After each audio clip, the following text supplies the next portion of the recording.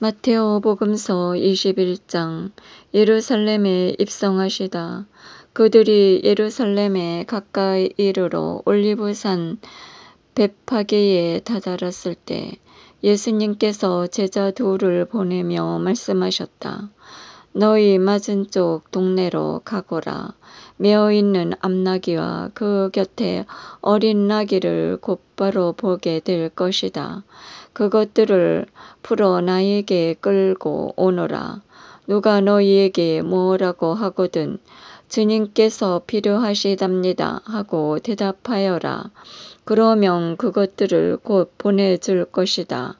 예언자를 통하여 하신 말씀이 이루어지려고 이 일이 일어난 것이다.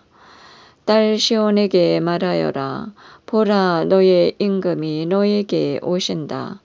그분은 겸손하시어 암나귀를, 짐발이 짐승의 새끼, 어린 나귀를 타고 오신다.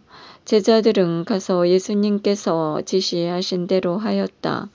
그들은 그렇게 암나귀와 어린 나귀를 끌고 와서 그 위에 겉옷을 펴 놓았다. 예수님께서 그 위에 앉으시자 수많은 군중이 자기들의 겉옷을 길에 깔았다. 또 어떤 이들은 나뭇가지를 꺾어다가 길에 깔았다. 그리고 앞서가는 군중과 뒤따라가는 군중이 외쳤다. 다윗의 자손께 호산나. 주님의 이름으로 오시는 분은 복되어라. 지극히 높은 곳에 호산나. 이렇게 하여 예수님께서 예루살렘에 들어가시니 온 도성이 술렁거리며 저분이 누구냐 하고 물었다. 그러자 군중이 저분은 갈릴리아 나자렛 출신 예언자 예수님이시오 하고 대답하였다. 성전을 정화하시다. 예수님께서 성전에 들어가시어 그곳에서 사고 팔고 하는 자들을 모두 쫓아내시고 환정산들의 탁자와 비둘기 장수들의 의자를 둘러 엎으셨다. 그리고 그들에게 말씀하셨다. 나의 집은 기도의 집이라 불릴 것이다. 라고 기록되어 있다. 그런데 너희는 이곳을 강도의 소굴로 만드는구나. 그때 성전에서 눈먼 이들과 절름거리는 이들이 다가오자 예수님께서는 그들을 고쳐주셨다. 수석사제들과 율법학자들이 예수님께서 일으키신 기적들을 보고 또 성전에서 다윗의 자손께 호산나 하고 외치는 아이들을 보고 불쾌하며 예수님께 저 아이들이 뭐라고 하는지 듣고 있어? 하였다. 예수님께서 그들에게 말씀하셨다. 그렇다.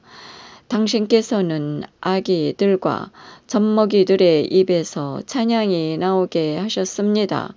라는 말씀을 너희는 읽어본 적이 없느냐? 예수님께서는 그들을 두고 성을 나와 베타니아로 가시어 그곳에서 밤을 지내셨다. 무화과 나무를 저주하시다.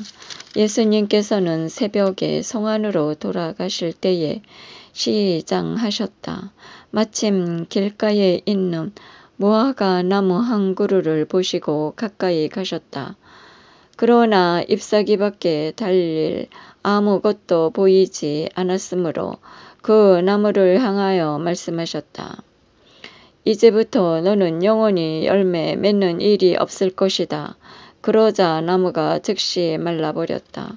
제자들이 그것을 보고 놀라며 어째서 무화과 나무가 즉시 말라버렸습니까? 하고 물었다. 예수님께서는 그들에게 대답하셨다. 내가 진실로 너희에게 말한다. 너희가 믿음을 가지고 의심하지 않으면 이 무화과 나무에 일어난 일을 할 수 있을 뿐만 아니라 이 산더러 들어서 저 바다에 빠져라 하여도 그대로 이루어질 것이다. 그리고 너희가 기도할 때에 믿고 정하는 것은 무엇이든지 다 받을 것이다. 예수님의 고난을 문제 삼다. 예수님께서 성전에 가서 가르치고 계실 때 소속사제들과 백성의 원로들이 예수님께 다가와 말하였다. 당신은 무슨 고난으로 이런 일을 하는 것이요? 그리고 누가 당신에게 이런 고난을 주었어? 그러자 예수님께서 말씀하셨다. 나도 너희에게 한 가지 묻겠다.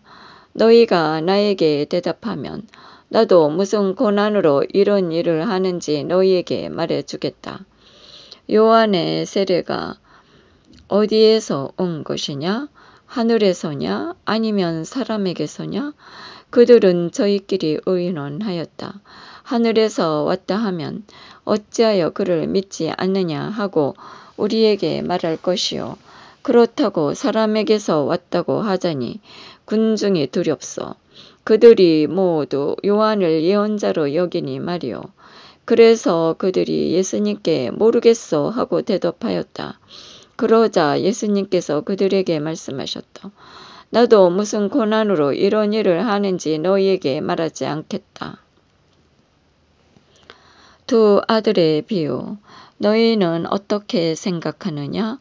어떤 사람에게 아들 둘이 있었는데 맏아들에게 가서 얘야 너 오늘 포도밭에 가서 일하여라 하고 일렀다.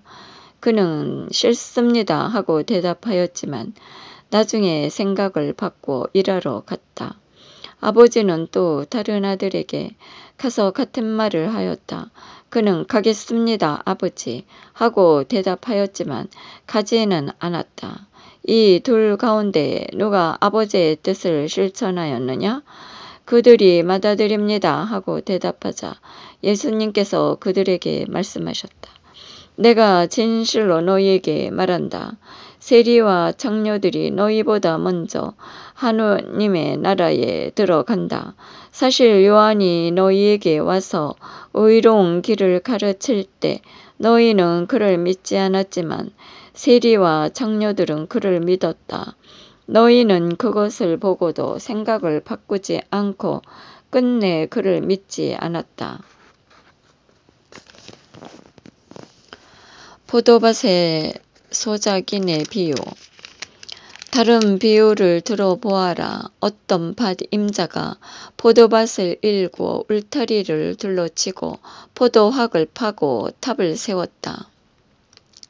그리고 소작인들에게 내주고 멀리 떠났다. 포도철이 가까워지자 그는 자기 몫의 소출을 받아오라고 소작인에게 종들을 보냈다. 그런데 소작인들은 그들을 붙잡아 하나는 매질하고 하나는 죽이고 하나는 돌을 던져 죽이기까지 하였다. 주인이 다시 처음보다 더 많은 종을 보냈지만 소작인들은 그들에게도 같은 짓을 하였다. 주인은 마침내 내 아들이야 존중해 주겠지 하며 그들에게 아들을 보냈다. 그러나 소작인들은 아들을 보자 저자가 상속자다. 자, 저자를 죽여버리고 우리가 그의 상속 재산을 차지하자 하고 저희끼리 말하면서 그를 붙잡아 포도밭 밖으로 던져 죽여버렸다. 그러니 포도밭 주인이 와서 그 소작인들을 어떻게 하겠느냐? 그렇게 악한 자들은 가차없이 없애버리고 제때에 소출을 바치는 다른 소작인들에게 포도밭을 내줄 것입니다. 하고 그들이 대답하자 예수님께서 그들에게 말씀하셨다. 너희는 성경에서 이 말씀을 읽어본 적이 없느냐? 집 짓는 이들이 내버린 돌, 그 돌이 모퉁이의 머릿돌이 되었네. 이는 주님께서 이루신 일, 우리 눈에 놀랍게만 하네. 그러므로 내가 너희에게 말한다. 하느님께서는 너희에게서 하느님의 나라를 빼앗아 그 소출을 내는 민족에게 주실 것이다. 그리고 그 돌 위에 떨어지는 자는 부서지고 그 돌에 맞는 자는 누구나 으스러질 것이다. 수석사제들과 바리사이들은 이 비유를 듣고서 자기들을 두고 하신 말씀인 것을 알아차리고 그분을 붙잡으려고 하였으나 군중이 두려웠다. 군중이 예수님을 예언자로 여겼기 때문이다.